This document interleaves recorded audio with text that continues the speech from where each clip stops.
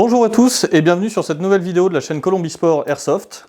Aujourd'hui je vais vous présenter le MXC9 de chez G&G, donc une nouvelle réplique qui va bientôt sortir. On est sur un hybride entre un PCC 45, toujours de chez G&G, un type un peu Scorpion Evo aussi de chez ASG. On a de nombreuses avancées sur cette réplique, notamment par exemple le système de crosse repliable qui n'empêche pas la réplique de fonctionner puisque le câble de la batterie passe dans la charnière de la crosse, ce qui est plutôt pratique, enfin ce qui vous permet en tout cas de profiter de la crosse repliée, y compris en jeu. On est sur quelque chose du coup de très compact. Donc avancée intéressante de chez G&G, on a deux chargeurs de fournis dans la réplique, un mid-cap 130 coups et un high-cap 170 coups. Je vous montre la différence, on a juste un talon de chargeur en plus. Mais qui marche comme un mid-cap. Mais qui marche comme un mid-cap, exactement. Merci Thomas pour cette précision. On n'a pas de molette. On n'a rien en dessous. Et en fait, si vous voulez, l'idée c'est que dans le chargeur, on a un système nouvelle génération qui en fait tout remonter. Et à la fin, ça se resserre pour finir comme un mid-cap. En fait, on est sur un hybride. Pour revenir un petit peu aux finitions, garde-main en aluminium. C'est plutôt qualitatif. On a accès au pop classique hein, qui se travaille juste ici. Rotatif. Ouais. Au pop classique rotatif. C'est hyper classe. Et donc, tac, le ball catch.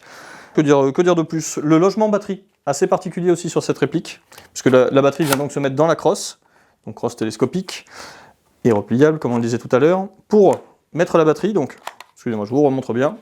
Pour mettre la batterie, on recule, on soulève, et là, on repousse.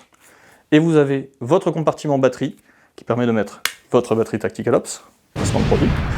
Et donc connectique mini Tamiya classique, avec un petit fusible au cas où. On a donc un ETU programmable, comme dans beaucoup de répliques chez G&G, hein, que ce soit les ARP9, les CM16, voilà, tout un ensemble de répliques chez eux possède cet outil, qui vous permet, grâce à la queue de détente, de programmer soit du burst, soit du full. Pour nos amis qui aiment les accessoires, donc garde-main M-Lock, rail Picatinny sur le dessus. On a deux attaches-sangles QD qui sont... Donc, on a l'attache-sangle QD disponible des deux côtés de la crosse. Et après, ici, un petit attache-sangle QD M-Lock. Et on a aussi, pour nos amis amateurs, c'est dans l'autre sens, pour nos amis amateurs de traceurs, par exemple, ou de silencieux qui voudraient rallonger un petit peu leur canon, un amplificateur de son, le même que sur la HC05. Un amplificateur de son, donc il peut s'enlever pour laisser place...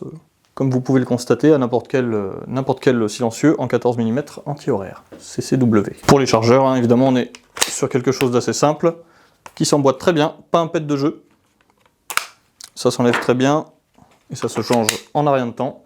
On passe du mid-cap au high-cap. Qui n'est pas un high-cap. Qui n'a pas la molette d'un high-cap, ce qui handicape beaucoup de joueurs. Et pareil, on n'a pas le bruit de maracas d'un high-cap, puisque les billes sont en permanence compressées vers le haut. Bien tassé.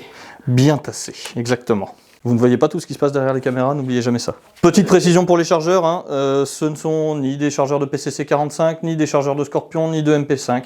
Ce sont des chargeurs de MXC9. Propriétaire. Propriétaire, bien entendu. Pour discuter d'un point de vue un tout petit peu technique encore, on a une réplique qui fait ici 2,3 kg, donc assez légère, peu encombrante. Sans parler de backup, on est sur une petite réplique type CQB ou alors forêt bien touffue. Et en interne, on a un canon de 128 mm. Voilà. Il vous suffit d'enlever les deux petites vis que vous avez à l'arrière, vous déboîtez directement toute la fixation de la crosse et vous pouvez accéder donc au changement rapide de ressort et au MOSFET. Cette vidéo est terminée. Si vous avez apprécié, écoutez, n'hésitez pas à mettre un petit pouce bleu, activer la cloche pour avoir les notifications, nous laisser un petit message dans les commentaires, parce que c'est important pour nous, si vous avez des retours à nous faire, des envies, des besoins, tout est possible, tout est réalisable, c'est le jeu de la vie. À bientôt.